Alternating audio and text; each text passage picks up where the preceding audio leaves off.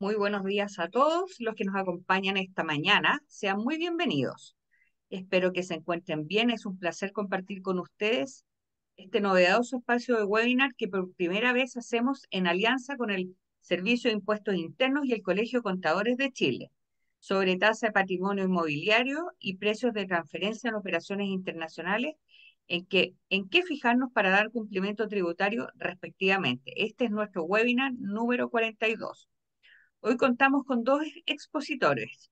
Por parte del Servicio de Impuestos Internos estará Anita Maibé, que es diplomada en habilidades directivas de la Pontificia Universidad Católica y jefe del grupo de número 3 de evaluaciones del Servicio Oficina Oriente.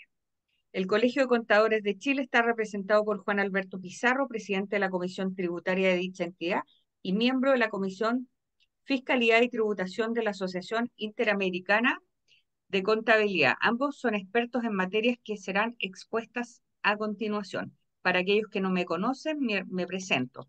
Soy Verónica Cárdenas, coordinadora ejecutiva de FEC. Nuestro esfuerzo radica en conectar y potenciar a las familias empresarias que desean fortalecer su estrategia de trascender a través de las generaciones venideras. El webinar de hoy es fiel reflejo de la esencia y propósito de FEC, pues nos interesa que a través de charlas como estas, las familias empresarias y sus empresas sean capaces de mantenerse en el tiempo y también brindarles la asesoría necesaria en temas tan importantes como son los relativos a lo patrimonial y los compromisos tributarios. Para los presentes que tengan alguna pregunta en el transcurso del webinar, les pido que las hagan usando el chat de esta plataforma. Las iremos anotando y al final de la exposición tendremos un espacio de pregunta y respuesta. Ahora ya sin más los dejo, primeramente con Anita Maibé, con 30 minutos para exponer su tema y luego una sección de preguntas, 10 minutos para continuar después a las 10:45 con Juan Alberto Pizarro. Adelante, Anita. Bueno, primero que nada, muy buenos días a todos. Para nosotros es un gusto como Servicio de Impuestos Internos y el Departamento de Evaluaciones de la Dirección Regional de Oriente participar en esta actividad en conjunto con la FEC. En esta reunión me acompaña Germán Olivo, que al igual que yo somos jefes de grupo del Departamento de Evaluaciones de la Dirección Regional Oriente, con quien les vamos a dictar esta charla sobre tasa de bienes inmuebles.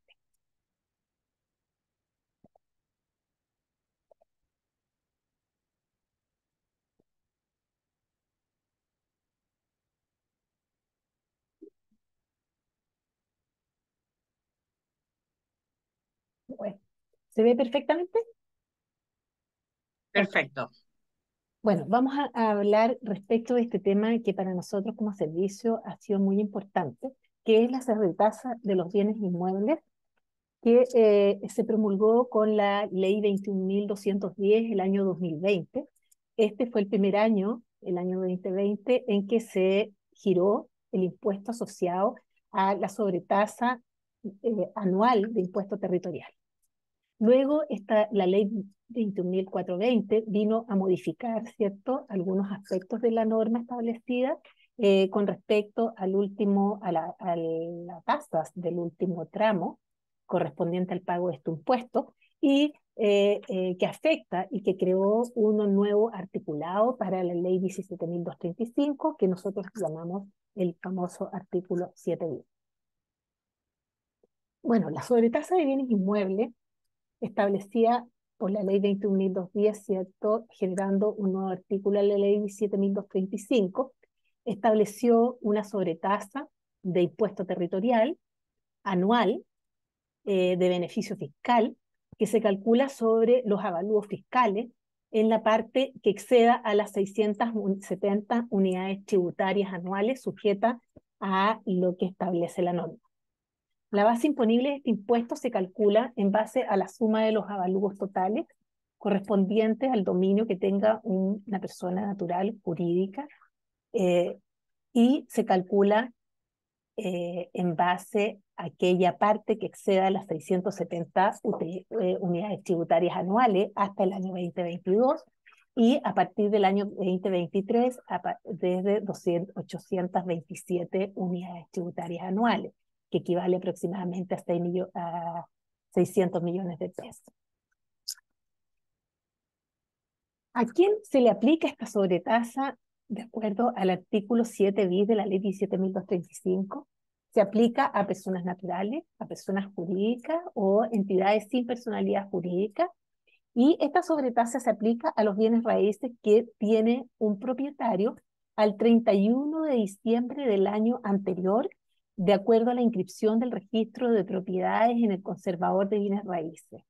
Es decir, si cuando se gira el impuesto, el que se giró este año 2023, se determinaron en base a las propiedades que el contribuyente tenía, ¿cierto?, al 31 de diciembre del año 2022, de acuerdo a su inscripción de dominio.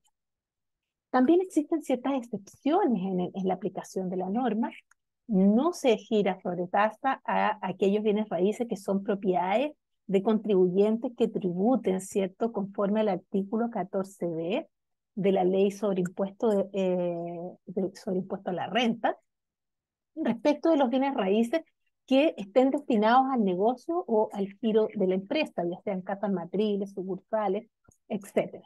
Y también aquellos bienes raíces, ¿cierto?, que invierten los fondos de pensiones conforme a la letra N del artículo 45 del decreto ley 3.500 de 1980, y también la normativa de la superintendencia. ¿Cuáles son las características de este impuesto? Bueno, básicamente esta sobretasa es un impuesto sobre los bienes inmuebles, es decir, los bienes raíces. Se paga, es un giro anual que se emite a partir del año 2020 por primera vez, perdón, con los bienes raíces que tenía un contribuyente registrados en el conservador de bienes raíces, inscritos en el conservador al 31 de diciembre del 2019.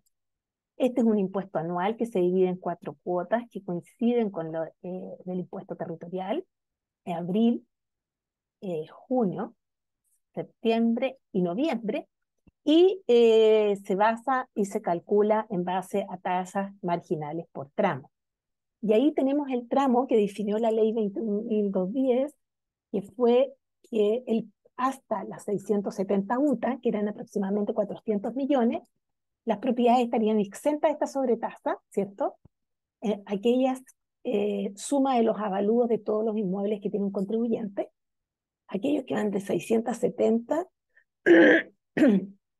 a 1.175 UTA, se les aplica una tasa del 0,075%. Aquellos que van de 1.175 UTA a 1.510 UTA pagan la tasa del 0,15%, y todo lo que sobrepase las 1.510 unidades tributarias anuales se les va a aplicar una tasa del 0,275. Estos tramos rigieron hasta el año 2022, es decir, el giro que se hizo el año 2022, desde el 2020, 2021 y año 2022 se giraron bajo estos criterios, ¿ya? Hubo una modificación en el marco de la ley 21.420, que en el fondo estableció una modificación con respecto al último tramo, que lo modificó de una tasa de 0,275% a 0,425%. Ahora, la ley también 20.420 vino a establecer, aparte de la modificación del último tramo de la tasa, también estableció que no se gravarán con sobretasa aquellos bienes raíces que son propiedad del fisco y de las municipalidades, y que están sujetos también al artículo 27 de la ley 17.235, que corresponde a lo que habla de predios concesionados, ¿ya? Entonces, el fisco y las municipalidades estarían exentos de este gravamen. Ahora, para que en el fondo podamos contextualizar y sea más ejemplificador para ustedes, en el fondo, cómo se calcula esta sobretasa de impuesto territorial, en el fondo, aquella persona o contribuyente, persona natural o persona jurídica, que tenga un patrimonio y la suma de los avalúos fiscales, que es la base imponible sobre la cual se determina este impuesto, menor a 670 unidades tributarias anuales, va a estar exento del pago de este impuesto, no va a estar gravado con este impuesto. y aquellos que excedan las 670 unidades tributarias va a estar grabado con este impuesto en el marco de las tasas marginales que tiene. Para el año 2020 equivalía aproximadamente a 398.968.920 pesos. De ahí en adelante pagaba sobretasa.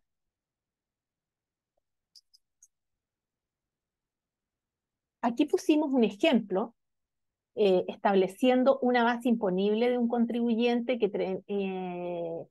tenía 66.899 unidades tributarias anuales de patrimonio inmobiliario, es decir, de bienes raíces, cuya suma de los avalúos, ¿cierto? El tramo que estaba hasta las 670 UTA, en el fondo iba a tener pago cero, de 670 a 1.175 unidades tributarias, iba a tener la tasa del 0.075, el tramo que iba de 1.175 a 1.500, que serían 335 unidades tributarias, se les aplica la tasa del 0.15%, y finalmente lo que excede a las 1.510 unidades tributarias, hasta, en este ejemplo, las 66.899 unidades tributarias, se le aplicaba la tasa del 0.275. Eso fue hasta el año 2022. Hoy día, en este mismo ejemplo, la tasa que cambiaría es la del último tramo, es decir, la del 1.510 a 899 UTA, con una tasa del 0.425. ¿Ya? Ahora, voy a volver. Ay, salí. Me salí, parece. Perdón.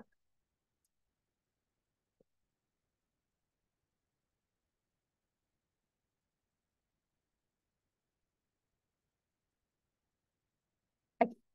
También les quería explicar que me salté esta parte, que si ustedes se fijan en esta lámina, tenemos tramos distintos desde el año 2020 al año 2022, ¿cierto? El tramo fue de 600 UTM hacia arriba. En el caso del año 2023 en adelante, si ustedes se fijan, empiezan a tributar con esta sobretasa aquellos contribuyentes que tengan el patrimonio por sobre 827 unidades tributarias como base imponible. Y esto se debe, esta modificación, que el año 2022 existió el revalúo de sitios no edificados, el revalúo de los predios no agrícolas, y en este caso los avalúos, este tramo se incrementa en la misma proporción, ¿cierto?, que se incrementaron los avalúos a nivel nacional. Esa es la diferencia de tramo y que en el fondo lo había omitido en esa lámina. Seguimos adelante entonces con el ejemplo, espero que lo hayan tenido más o menos claro con este ejemplo que pudimos dar. Y respecto a las consideraciones que tiene esta sobretasa se aplica a todas las propiedades agrícolas y no agrícolas, y para el cálculo de aquellas propiedades con destino habitacional, en la base imponible no se consideran las exenciones generales, ¿ya? Sí se consideran las exenciones correspondientes que están establecidas en el cuadro anexo de la ley 17.235, y esas exenciones sí se aplican en el cálculo del avalúo. Por ejemplo, una propiedad que está exenta 100%, como es una iglesia, no se va considerada en el cálculo de la base imponible. En el caso de una vivienda de FL2, por ejemplo, que tiene una exención de un 50%, ese 50% sí estará rebajado en la base imponible. Se calculará con ese beneficio tributario que está establecido en el cuadro anexo de la ley. Ahora, ¿cómo se calcula o qué es la base imponible? La base imponible se determina con los avalúos fiscales de las propiedades, ¿ya? Y ¿cómo se calcula esta base imponible? Es la suma de los avalúos fiscales de cada uno de los bienes raíces de propiedades que tenga un contribuyente con su valor al 31 de diciembre del año anterior, el que se va a devengar la sobretasa. Es decir, si el devengo de la sobretasa del año 2020 se calculó con los avalúos al 31 de diciembre del 2019. Y en el caso de que existan comuneros, es decir, que una propiedad es comprada en conjunto o tiene más de un propietario, se calcula la proporción, ¿cierto?, de dominio que tenga equivalente respecto de ese bien raíz. Y aquí también les aportamos un ejemplo. Por ejemplo, un contribuyente que tiene 5 bienes raíces, es dueño de 4 de ellos, es dueño del 100% y del último era dueño del 50%, ahí se le va a otorgar el 50% del avalúo para la determinación de la base imponible. Y se suman todos y eso finalmente da la base imponible sobre la cual se va a calcular el impuesto correspondiente al giro de sobretasa que tendrá que pagar un contribuyente. Ahora, respecto a al giro y al pago de esta sobretasa es una sobretasa anual y el pago se realiza en la misma oportunidad del impuesto territorial. Es decir, ya se los había nombrado en el mes de abril, en el mes de junio, septiembre y noviembre. Y en el caso que el servicio ejecute un recálculo de la sobretasa, se efectúan en junio o en diciembre los reemplazos que corresponden a rebaja o giros suplementarios que corresponden a alza de la base imponible, ¿cierto?, existente para cada contribuyente. Este giro se emite junto con los roles semestrales de contribuciones mediante formularios distintos al que tienen las contribuciones. Estos se giran a través del formulario 30 y la sobretasa se gira a través del formulario 21, ¿ya? Ahora, respecto de este giro, si un contribuyente considera que no está conforme con la sobretasa que en el fondo el servicio estaría aplicando, puede buscar algunas vías de reclamación y vías de impugnación que son respecto, en el caso de reclamar el giro, lo puede hacer a través del artículo 23 y siguientes del Código Tributario, y en el caso de querer reclamar el avalúo, lo puede hacer a través del artículo 149, que es para los reavalúos generales de bienes raíces, o a través del artículo 150 cuando existe una modificación individual. Y las vías de impugnación bajo las cuales el contribuyente puede reclamar son a través, en primer lugar, las vías administrativas, ¿cierto?, que son recursos de reposiciones administrativos que pueden presentar en el Departamento de Procedimientos Administrativos del Servicio de Impuestos Internos, o a través de una petición administrativa en los departamentos de evaluaciones del Servicio de Impuestos Internos y también a través de la plataforma de nuestra página web. También puede presentar una reclamación ante el Tribunal Tributario y Aduanero y también finalmente puede hacer sus apelaciones una vez que si no está conforme con lo que determine el tribunal, lo puede hacer a través del Tribunal Especial de Alzada que pertenece a la Corte de Apelaciones de Santiago, en el caso que sean contribuyentes de Santiago.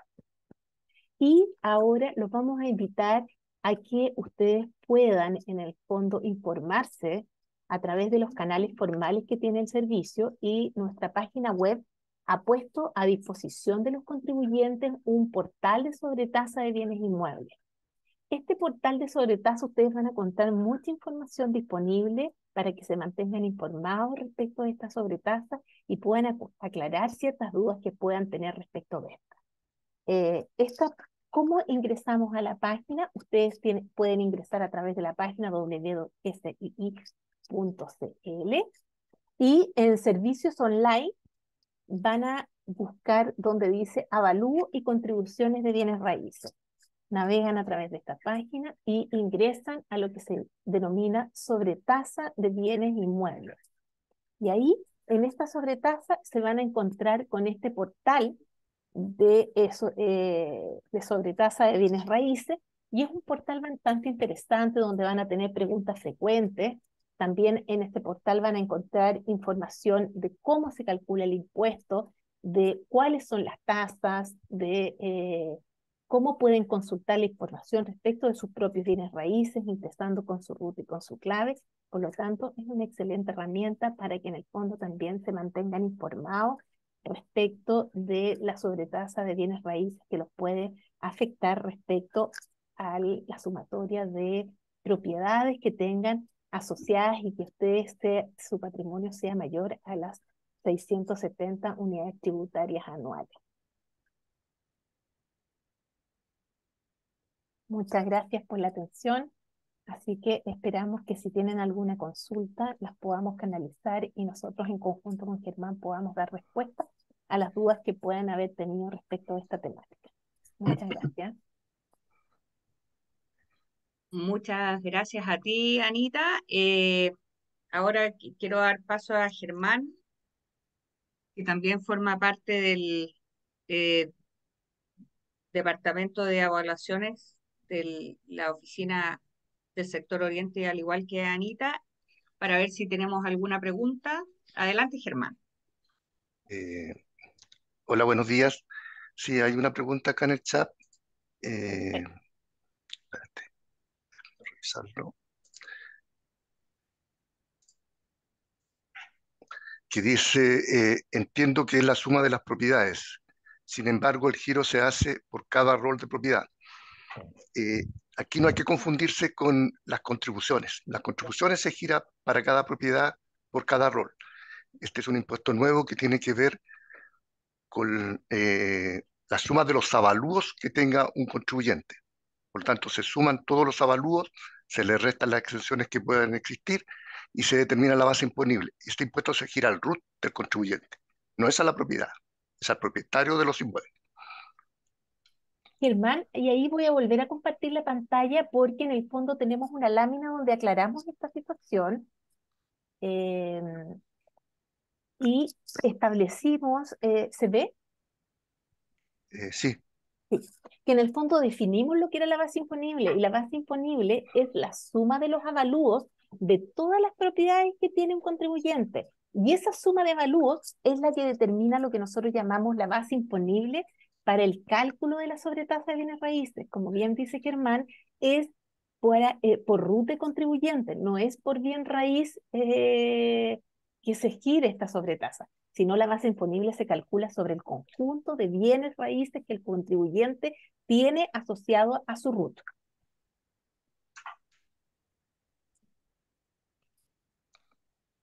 sí. Hay otra consulta más ¿Ya?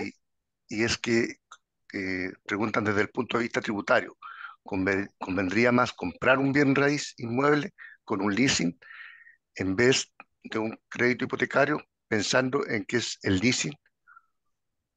Uno no es dueño del inmueble, en el leasing uno no es dueño del inmueble. No. Bueno,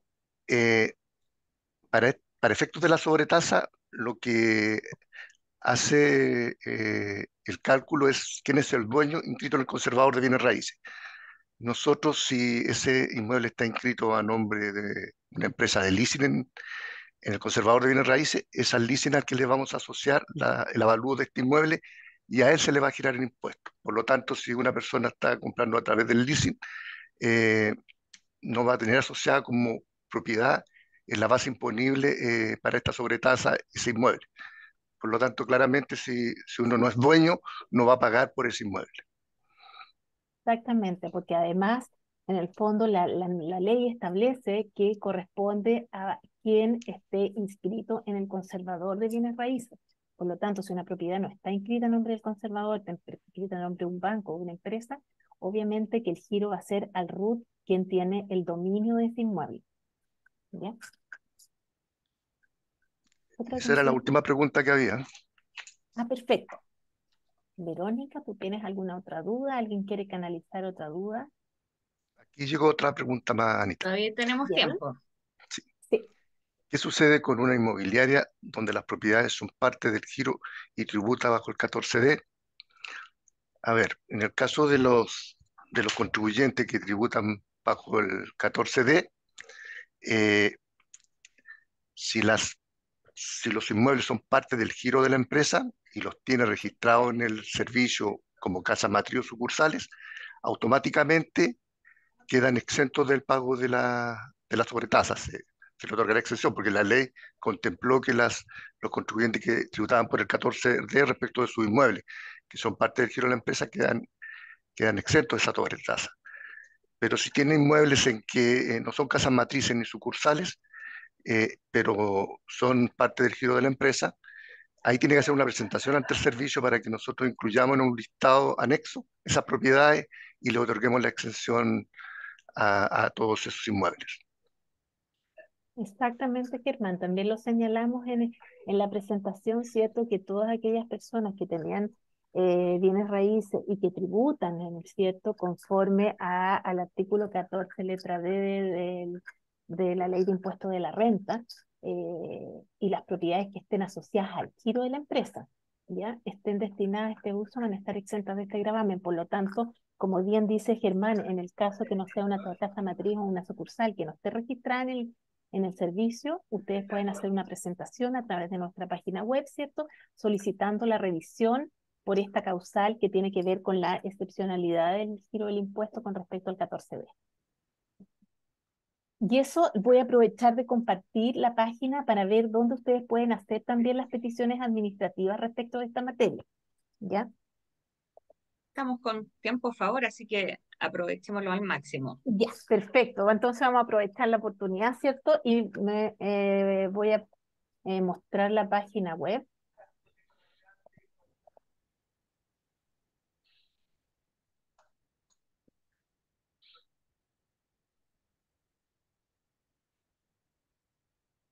¿Se ve?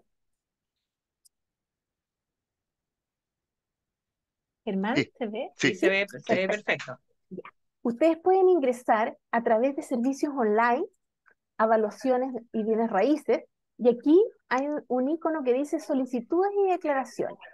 Ustedes entran acá y pueden ingresar una solicitud de bienes raíces a través de, les va a pedir su root y su clave, van a poder ingresar y a través de esta plataforma van a poder hacer una petición administrativa respecto del impuesto de tasa 7B, ¿cierto? Asociado para que en el fondo el servicio pueda hacer eh,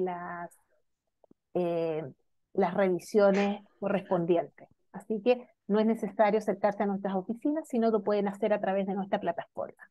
Y también voy a aprovechar de mostrarles la aplicación que les habíamos mostrado en la presentación, que es la sobretasa de bienes inmuebles. Ustedes entran al portal y en este portal, como les habíamos sugerido, tienen información bastante clara respecto de cómo se calcula el impuesto, a quién va dirigido, cuáles son las fechas de pago, cuáles son las propiedades que se consideran.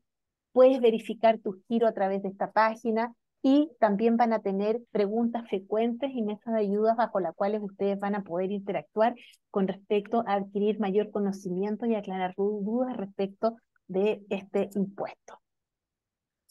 Espero que con esto hayamos podido aportar para poder aclarar un poco respecto de la información necesaria de la sobretasa a los bienes raíces.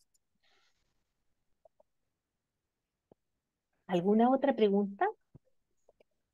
en el chat no hay nada más. No hay nada más en el chat. Perfecto. No sé si alguien tiene una pregunta a los participantes que haya generado de manera espontánea, la podemos aclarar.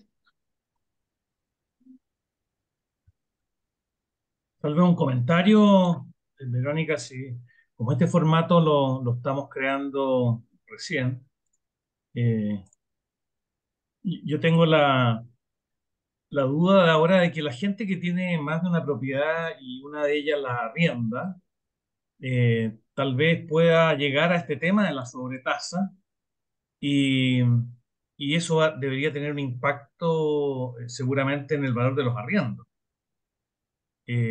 Porque si alguien se dedica a este tema en términos de negocio inmobiliario, y no es solamente propiedades, digamos, para su uso, existe una alta probabilidad que lleguen a sobretasa y que por lo tanto le tengan que pasar ese costo eh, a los arrendatarios. Bueno, desde ese punto de vista lo que pasa es que como el impuesto es al propietario, al root la persona que tiene inscrito el inmueble bajo su dominio, obviamente que si tiene que pagar sobre tasa, la persona podría verse afectada en el valor del valor del arriendo, dijera, el canon de Sí, arriendo. agregar que el primer año en que se giró esta sobretasa fue en el año 2020. O sea, ya llevamos 4 años en que hemos girado esta sobretasa, por lo tanto, si hubo algún impacto en los arriendos, ya tiene que haberse materializado en estos 4 años ya que llevamos de giro la sobretasa. Ahora, desde el De punto de alguna vista forma ya se habría global, visto reflejado en el fondo, de ustedes ya lo habrían percibido en el fondo de alguna manera que el impacto en los arriendos habría aumentado respecto de la aplicación de esta sobretasa. aquellos que se dedican a arrendar propiedades, por supuesto. Ahora, desde el punto de Claro. vista de la recaudación fiscal, ¿cuál fue el resultado de esta sobretasa para la recaudación del Estado? El primer año de giro de la sobretasa se giraron 200 millones de dólares. Hoy día ya vamos como en 270 millones de dólares con la nueva modificación de la tasa que hubo recientemente. Ahora, lo importante es esta sobretasa es de beneficio fiscal, no es como diferenciarlo con respecto al tema de las contribuciones que son de beneficio municipal. ¿Ya? En el fondo, las contribuciones se van a los municipios y en este caso es de beneficio fiscal su 100%. ¿Este tipo de ejercicio existe en otros países o somos nosotros los que innovamos? Eh, que yo conozca otro ejemplo parecido, no. Y esto nace en el año 2020, en febrero se dicta la ley, y nace a raíz de la efervescencia que hubo en el país en el año 2019. A raíz de eso se dicta esta ley y a nosotros igual nos pilló un poquito de sorpresa porque se dictó en febrero del 2020 y nosotros tuvimos que girar en marzo del año 2020 este impuesto, entonces hubo que mover toda una maquinaria para poder determinar este impuesto a cada uno de los contribuyentes. Yo que conozca otro ejemplo en otros países, no. No, tampoco conozco en otros países que se esté dando esta sobretasa determinada bajo la base imponible, ¿cierto?, de la suma de los inmuebles que tenga un propietario.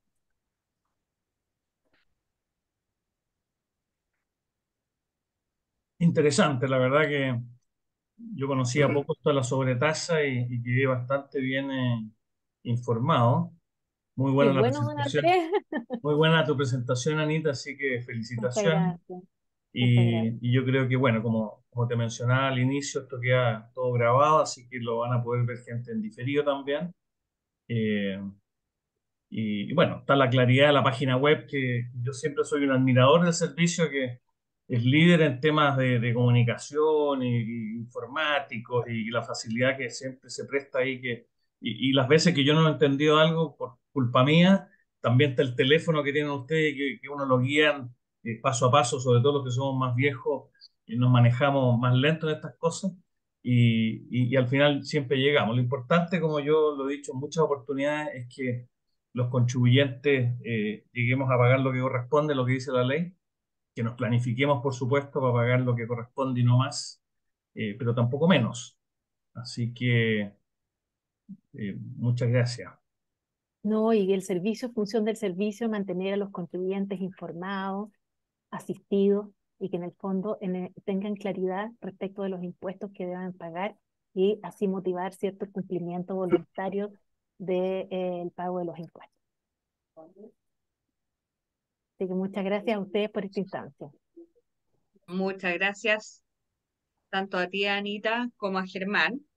Muchas gracias. Ha sido una sección muy importante para todos los presentes y esperamos que la información haya sido de utilidad. Y en honor al tiempo y aprovechando que ya tenemos a Juan Alberto y a Cristian Blanch conectados, vamos a seguir con la charla número 2. Así que vamos, a continuación damos paso a Juan Alberto Pizarro del Colegio de Contadores de Chile con el tema sobre tasa de patrimonio inmobiliario y precios de transferencia en operaciones internacionales. ¿En qué fijarnos para dar cumplimiento tributario? Sí, sobre precio de transferencia solamente y las problemáticas de comparabilidad asociadas. Esta es una materia, diríamos, un poco más compleja porque también involucra la tributación internacional, ¿ya? Orientado más bien, diríamos, a empresas que exportan, que tienen muchas operaciones con el exterior, pero no solamente hay que considerarlo como grupos multinacionales, porque en algunos casos estas normativas pueden aplicar a empresas que tengan alguna operación importante en el exterior, ¿cierto? Y que tenga que ser reportada, como vamos a ver más posteriormente. O en algunos casos, eh, por ejemplo, en algunos casos ocurrió que Bolivia, Suiza, incluso Panamá estaban en el listado de paraísos fiscales, y una empresa que tuviera operación con ese paraíso fiscal también debiera reportar esta normativa de precio de transferencia. Entonces, diríamos que hay que tener conocimiento porque las multas también son bastante altas. Son casi 35 millones de pesos por no presentar una declaración de precio de transferencia. ¿Ya? Entonces, quiero primero mostrar por qué se genera esta problemática de precio de transferencia. Y principalmente acá vemos las tasas de impuestos corporativos, que son bastante distintas en los países. ¿Ya? Chile puntualmente tiene una tasa actualmente de 27%, por sobre el promedio de la OCDE, que es 22%. Pero hay países que tienen cero impuestos, como por ejemplo Qatar, Suiza que tiene 8,5, Irlanda 12,5, mucho más bajo, ¿cierto?, que en nuestro país. Y hay algunos que tienen una tasa más alta. Esta, diríamos, distribución de tasas corporativas hace que ciertamente los países busquen, o las empresas busquen alojar sus utilidades donde la tasa es menor. Y ahí se genera, ¿no es cierto?, una problemática central de los precios de transferencia. Acá hay un estudio de la OCDE que muestra cuál sería el impacto del impuesto a las sociedades, por ejemplo, del 15%, que es esta tasa global que se quiere colocar como una tasa mínima. Y muestra que hay países como Luxemburgo, que tienen tasas muy bajas de impuesto a la renta, aumentaría 147% su recaudación. Irlanda, que vimos que tenía la mitad de la tasa de Chile corporativa, 86%. Entonces, es un sistema central, como les menciono, en la tributación. Acá se ve un ejemplo simple. Por ejemplo, si un Castillero del Diablo, que es un producto estrella de exportación de Chile, que nosotros queremos venderlo a Inglaterra, ¿cierto? Hemos visto la publicidad donde se vende este vino en Inglaterra con muy buena aceptación. Podríamos pasar por Irlanda, ¿cierto?, que tiene una tasa menor de 12,5. El problema es cuál es el precio que se va a fijar en Chile para esa botella, ¿cierto? Acá yo pongo un precio de 12 dólares por Disculpa, botella. Juan, ¿es posible que silencien sus micrófonos? Hay un ruido ambiente que no nos permite escuchar bien. Ahí sí. Adelante, Juan. Podríamos pasar una utilidad importante a Irlanda, que posteriormente lo venda en 20 pesos, es decir, una diferencia importante en el precio para llegar a Inglaterra. Ahora, ¿qué es lo que pide esta normativa de precio de transferencia? Justificar esos precios, justificarlos en términos de la esencia del negocio, de los riesgos que se asumen, de los activos que están involucrados en cada actividad. ¿Ya? Por ejemplo, si fuera que solamente se usa como un puente Irlanda para llegar a Inglaterra, ciertamente no podría tener este precio de 20, sino que tendría que ser acá un precio quizá de 18 y quizá un precio de 20 recién en Irlanda, que sería 2 pesos más por la comercialización o algún proceso intermedio. Pero eso es lo que va analizando esta normativa de precio de transferencia y es el cuestionamiento central. Ahora, en Chile, y esta información del plan de cumplimiento de impuesto interno, hay 4.019 contribuyentes que hicieron la declaración de precio de transferencia. ¿Ya? También hay 15.331 contribuyentes con operación en el extranjero, y de este universo 215 contribuyentes fueron fiscalizados por SEI. Ahora, la tendencia muestra que en esta materia hay un foco importante de recaudación por parte de la autoridad fiscal y va a seguir diríamos, focalizando su fiscalización en estas operaciones que hace poco nos mencionaba Impuesto Interno en una charla, representan en torno al 30% del Producto Interno Bruto de las operaciones internacionales. También hay tendencia en materia de precio de transferencia en donde hay ciertas controversias en materia de la comparabilidad, principalmente, que es el tema que vamos a hablar el día de hoy, donde este tema, ¿no es cierto?, de comparabilidad, es decir, cómo yo justifico ese precio de transferencia, es 64% de controversia en materia de producto y servicio. También hay un 41% de controversia en materia de servicio intragrupo e intangibles, ¿ya? De intangibles también son las tres materias que generan mayor controversia en materia de precio de transferencia. La base que tenemos, ¿no es cierto?, en esta materia de precio de transferencia está normada por la OCDE, ¿cierto?, y en algunos casos por la ONU. Son los que fijan el principio de plena competencia. Este principio, que muchos a lo mejor han escuchado en materia económica, dice que las transacciones entre grupos debieran darse como si fueran entre partes independientes. Y eso es lo que hay que justificar, es decir, que la independencia económica en materia de las transacciones que se realizan. Esto es a nivel de transacciones, como digo ahí, ¿no es cierto?, en materia de productos y servicios, venta de productos y servicios, también transacciones de crédito que se den con entidades, ¿cierto?, en el exterior, transacciones de royalty intangible, prestación de servicio intragrupo. Es decir, hay una serie de operaciones que tenemos que justificar dada esta situación, ¿no es cierto?, de las distintas tasas que hay en el mundo, incluso países que privilegian como paraíso fiscal ciertas rentas. Bueno, el principio de la plena competencia, ¿cierto?, requiere cierta medida que podamos justificar que estamos cumpliendo con este principio. Eso se realiza a través de bases de comparabilidad que tiene mucho que ver con materia financiera, ¿cierto? Información financiera de distintas empresas similares que yo tengo que, en cierta medida, seleccionar, ¿cierto? Después comparar en forma adecuada con mi empresa para decir, ¿sabes qué? Mi rentabilidad está en estos rangos, ¿ya? Que es lo que se hace a través del análisis de comparabilidad. Ciertamente acá hay que hacer ciertos ajustes, por ejemplo, no todas las empresas, por ejemplo, tienen amortización de goodwill, de lo que es una intangible. Tendría que ajustar esas partidas para poder llegar a la comparabilidad. ¿Ya? Dentro de estos 5 factores de comparabilidad, lo más importante es la característica de los bienes y servicios, un análisis funcional, que es lo que les mencionaba, es decir, qué funciones se están incorporando en determinado país para justificar un determinado precio. Funciones me refiero marketing, logística, distribución, todo lo que está, ¿no es cierto?, dentro del entorno de un proceso productivo y de comercialización principalmente. ¿Ya? Los términos del contrato que muchas veces determinan la fijación de los precios, circunstancias económicas, la guerra de Ucrania, por ejemplo, el COVID, pueden implicar que las rentabilidades tengan algún efecto particular que hay que justificar en materia de precio de transferencia. Por ejemplo, en Chile, los IFE, ¿no es cierto?, hicieron que quizás el efecto de la rentabilidad de la empresa fuera amortiguado, ¿no es cierto?, por un tema de las ayudas estatales, que quizás no existieron en el país B.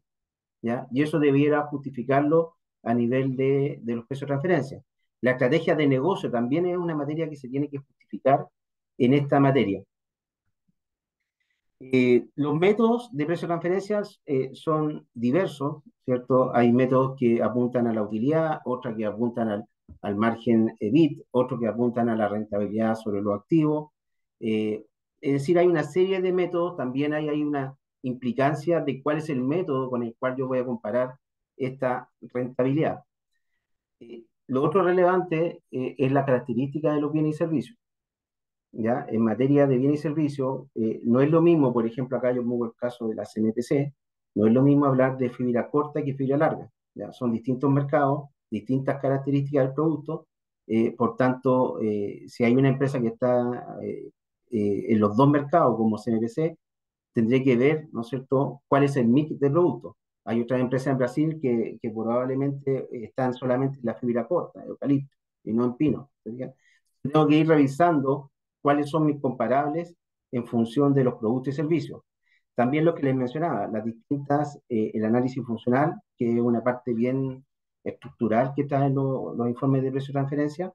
Ahí uno ve, en definitiva, en cada país qué etapas de producción se están entregando, su fabricación, distribución, logística, marketing y otras. ¿Ya? Los activos utilizados, que es otra materia importante, es decir, cuáles son los activos que se involucran en cada proceso productivo. ¿Por qué razón? Porque si tengo más activos involucrados en un proceso, mayor será la rentabilidad, ciertamente. Acá tenemos, por ejemplo, una empresa que tiene una filial en Brasil con este nivel de funciones y riesgo, ¿cierto? Inicial. Utilidad esperada quizá va a ser menor en donde tengo en la empresa en Chile, ¿no es cierto?, mayores activos y riesgos asumidos. Ya hay una relación directa en eso, en esa variable. Por esa razón, los precios de transferencia ponen mucho énfasis en poder justificar la función de riesgo, ¿no es cierto?, en cada país. Después, cuando seleccionamos los comparables, puede que sean 160, pero finalmente nos quedamos con 50, que son los que fijan el rango intercuantil de las rentabilidades. ¿Ya? Después de hacer todos los ajustes pertinentes y quedarnos con los comparables que de mejor manera pueden explicar la rentabilidad de un negocio en particular. Acá este es el rango intercuartil, es decir, buscamos que las rentabilidades se encuentren principalmente en la media, principalmente. En la media, y lo que se busca es que no se encuentren estas colas de 25%. Sería finalmente que la rentabilidad estaría fuera del rango intercuartil y probablemente va a ser fiscalizado cuando queda en esas colas. ¿Ya? Lo que buscamos es que quede en este rango de acá, de la media, ¿no es cierto?, donde está el 50% de los casos. También se aplica a transacciones financieras, no solamente a transacciones de venta de bienes y servicios. Y en el caso de transacciones financieras, un elemento esencial es el riesgo, ¿cierto? Porque el riesgo se asocia a la tasa de interés, ¿ya? Y el riesgo puede haber un riesgo particular de la empresa, pero también un riesgo sistémico del país, incluso un riesgo de liquidez, una serie de tipos de riesgo que tienen que evaluarse para fijar el tipo de tasa. ¿Ya? Estas son calificaciones de riesgo de la institución calificadora Moody's, ¿cierto? Y es lo que se hace inicialmente, es decir, se califica a la empresa según este riesgo y según este riesgo va a tener asociada una tasa, ¿ya? Este riesgo nace de los distintos indicadores financieros, la relación de los distintos indicadores financieros de la compañía, ¿cierto? Solvencia, liquidez, leverage, patrimonio, rentabilidad, y, ¿no es cierto?, nos va a dar una primera impresión de esta tasa.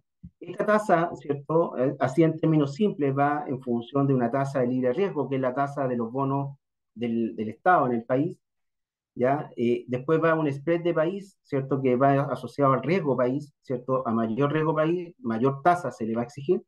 Y después viene un riesgo de crédito, ¿cierto?, que va asociado al riesgo particular de la empresa o industria. Con eso se conforma, ¿no es cierto?, una tasa, que es la que uno va a generar en términos de comparabilidad para justificar que se fijó, por ejemplo, una tasa X con el préstamo asociado al exterior. ¿Ya?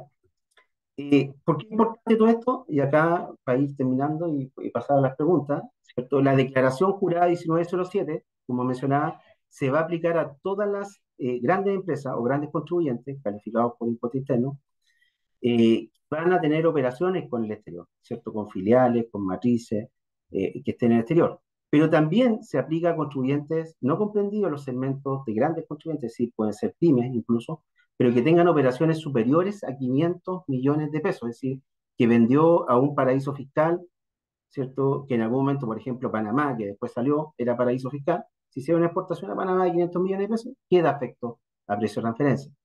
Pero también cuando, independiente del monto, tenga una operación con un paraíso fiscal. ¿Ya? Hay un listado en el 41H, que Impuesto Interno lo va actualizando cada cierto tiempo, con todos los paraísos fiscales, donde están, ¿no es cierto?, muchos de estos islas británicas, está incluso Suiza en algún momento, algunos países de África, ¿no es cierto?, donde las tasas de impuestos son bastante rebajadas o hay preferencias sobre lo normal respecto a los contribuyentes. Las multas, como les menciono, es lo más crítico acá, pueden llegar hasta 35 millones de pesos. ¿Ya? Son escalonadas en función de las operaciones y el retraso en la declaración de precio de transferencia. Entonces, es un tema, diríamos, de suma importancia, además porque también uno lo puede vincular con la gestión propia del negocio a través del informe de precio de transferencia, que permite en cierta medida tener tranquilidad que las operaciones se están realizando bajo el principio de plena competencia. Eso sería. Ahí les dejo algunos Muchas antecedentes gracias, Juan. Oye, este tema, te felicito porque hiciste un resumen bastante simple, algo que es muy complejo. Y la mayor recaudación, como tú señalas, de las administraciones tributarias proviene de precios de transferencia, de las operaciones transfronterizas que llaman. Sí. Ahora, yo que te quería hacer una pregunta en relación con el informe de precio de transferencia, porque uno no es técnico, ¿ah?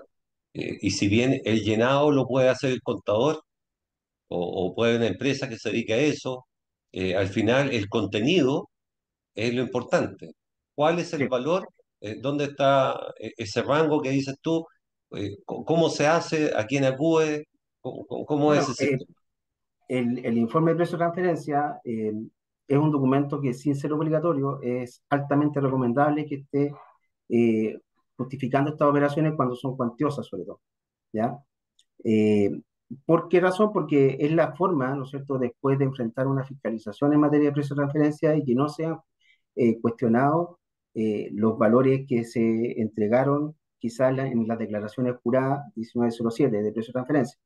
¿Ya? Este informe tiene una parte más formal, ¿cierto? Pero que es relevante, que es la parte del análisis funcional del negocio, es decir, qué funciones están involucradas, ¿cierto? En la fijación de precio, cómo se fija el precio, cuál es la estrategia de negocio, cómo compite la empresa, en qué mercado. Todo eso va a ayudarnos a justificar un determinado precio. Y después viene un análisis más financiero, que es revisar los comparables donde está toda la información de las distintas empresas que yo dije son similares a la empresa que yo quiero justificar su precio de transferencia, y ahí tengo que buscar los mercados también adecuados. Y ahí el análisis funcional me sirve para poder decir, ¿sabes qué? Si tengo una empresa en Chile que su mercado competitivo es similar a Argentina o Brasil, ¿cierto? No tengo por qué ir a buscar un comparable a Colombia, por ejemplo, que quizás es distinto el mercado.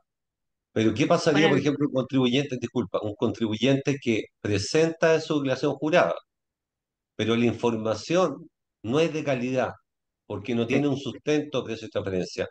Es distinto omitir presentar la declaración, ¿no? Que la sí, presenta, pero los rangos no son aquellos que podría considerar la autoridad como tales.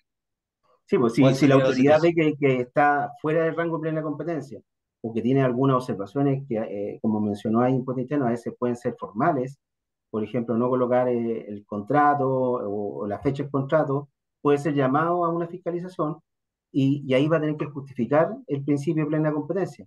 Y ahí el tema central, por eso es el tema de hoy, es la comparabilidad.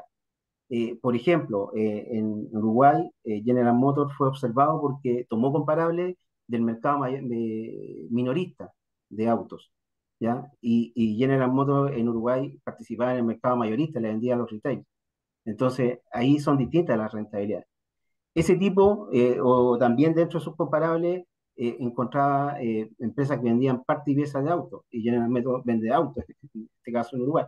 Entonces, ahí hay un tema central, pues, es decir, cuáles son los comparables que yo voy a elegir y cómo los justifico ante la autoridad fiscal. Es un bueno, tema medio. Alberto, ¿te puedo molestar? ¿Puedes dejar de compartir la pantalla? Sí, sí, por supuesto. Muy Ese es un amable, gracias. tema, Juan, es un tema básicamente de medio prueba, porque al Sí, final tú presentas la J, te la puede hacer el contador, que sé yo, de la empresa, pero si no tiene una constancia, un experto con todas las características que tú señalaste, al final no te va a poder defender al momento que tenga la fiscalización. Mira, aquí sí, hay una pregunta respecto de justamente de operaciones financieras, pues estamos hablando de sí, mutuo entre empresas relacionadas, ¿no es cierto?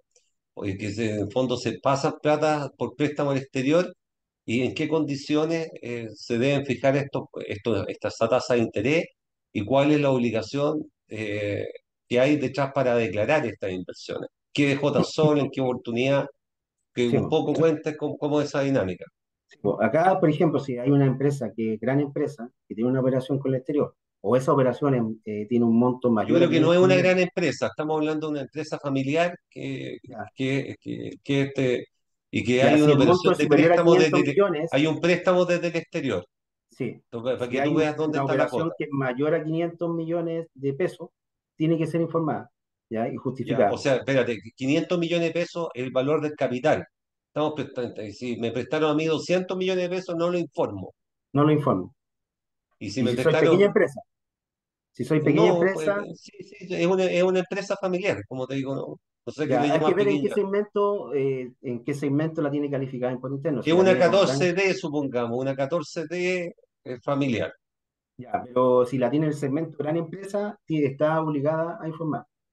Ya, o sea, puede que sea una empresa 14D que por alguna razón esté calificada como gran empresa, que Sí, esté fiscalizada por grandes contribuyentes, ¿te refieres tú?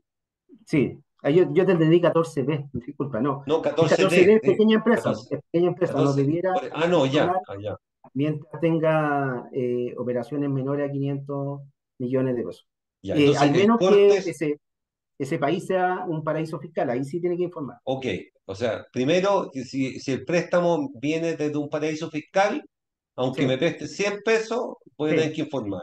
exacto, Si no es de un paraíso fiscal y es de una jurisdicción más conocida, estable, en definitiva, sobre 500 millones de pesos estoy obligado a informar. Ahora, el exacto. hecho de que no esté obligado a informar no significa que las condiciones tienen que ser de mercado, Sí, porque igual me podrían tasar.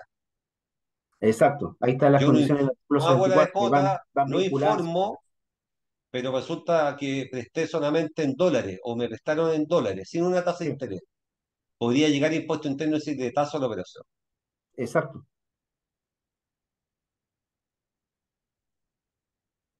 Así es. Otro tema que es importante también aquí, Juan, es el tema de qué es lo que venía en la reforma tributaria, esta reforma que fue rechazada. Si nos Ah, puedes sí, contar un ahí, poquito qué es lo que venía en relación con el tema de las organizaciones empresariales internacionales, quizás sería importante sí, eso. ahí, bueno, hay un tema con respecto a las operaciones nacionales. Estos rangos intercuartil de rentabilidad, si que la empresa se salía del círculo central, este 50%, y se posicionaba en esta escuela del 25%, entiendo que Impuesto Interno podía haber girado y liquidado en forma automática. Ahora no, ahora los va a llamar, los cita, le pide la información, pero ese rango intercuartil era súper importante en las modificaciones que venían. Y además, a nivel de las organizaciones internacionales, se iba a pedir cumplir el principio de plena competencia.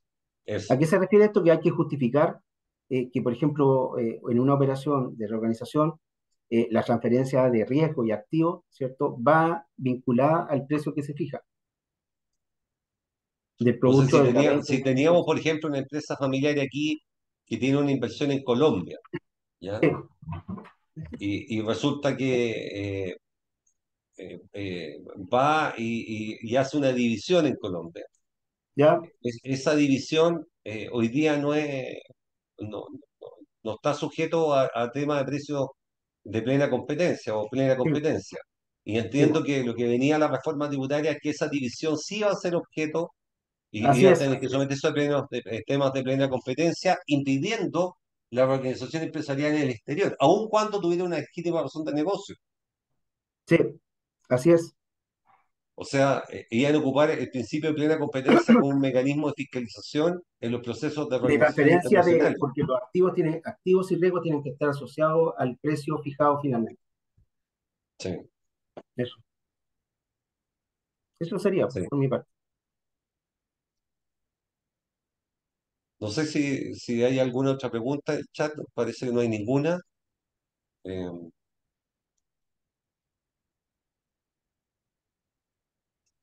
¿Algún comentario que quiera hacer alguien? Por ahí estar Andrés Vial. Yo tengo un comentario no solamente para ustedes, sino que para el impuesto interno que estuvo previamente. La verdad que este es un ejercicio que no habíamos hecho nunca en FEC, de juntar instituciones así como el Colegio de Contadores y el Servicio de Impuestos Internos en una misma actividad. Eh, Así que quiero agradecer particularmente a todos los que han participado, Juan por la preparación de esto, Anita también, y los que han oficiado de moderadores con las preguntas. Eh, Así que bueno, estamos probando esto, estamos probando horarios también, esto de mezclar, y en mi opinión ha sido súper claro, las presentaciones, ambas presentaciones muy claras, y yo creo que en temas tributarios a las familias empresarias en lo general les pega, porque están haciendo todos negocios y esos negocios de alguna manera de repente se pueden ver afectados por los impuestos, en este caso precio de transferencia, en el caso anterior que veíamos con impuestos internos, el tema de la sobretasa, en la propiedad de bienes raíces. Y, y bueno, las familias tienen que prepararse, ¿ah? Tienen que prepararse, planificarse, y para eso existen entidades, conglomerados, instituciones y por supuesto asesores de la calidad de lo que hoy día hemos estado viendo, digamos, particularmente mi gran amigo Cristian Blancha ahí con Tax Advisor, y que agradecemos siempre que nos apoyas tanto, Cristian, tú con todo tu conocimiento y conexiones, porque te has metido en muchas cosas empresariales y te toca ver mucho de esto. Yo la verdad me alegro la cantidad de gente que en este horario, que es un horario bien complejo, competimos contra muchas actividades del día a día, en este horario de la mañana. Eh, por supuesto, como estamos grabando, esto va a quedar también para los que no pudieron estar en este horario y que offline lo ven, digamos, va a estar en nuestra página web y en nuestras redes sociales. Así que no, simplemente agradecer mucho la participación de todos y también, Verónica, gracias a ti por la conducción de esta actividad que en mi opinión ha salido muy buena. Y muchas gracias a todos a los presentadores, a los moderadores y a todos quienes nos están acompañando esta mañana. Ha sido una sección muy interesante ambas y les reitero nuestro sitio web www.fechile.cl y los invito a estar siempre atentos a nuestras redes sociales y a las nuevas conferencias, publicaciones y por supuesto nuestras actividades e iniciativas que les haremos llegar vía correo electrónico o simplemente por WhatsApp. Ya le iremos informando de las próximas actividades que tenemos planificadas. Muchas gracias por su grata compañía y que tengan una excelente mañana.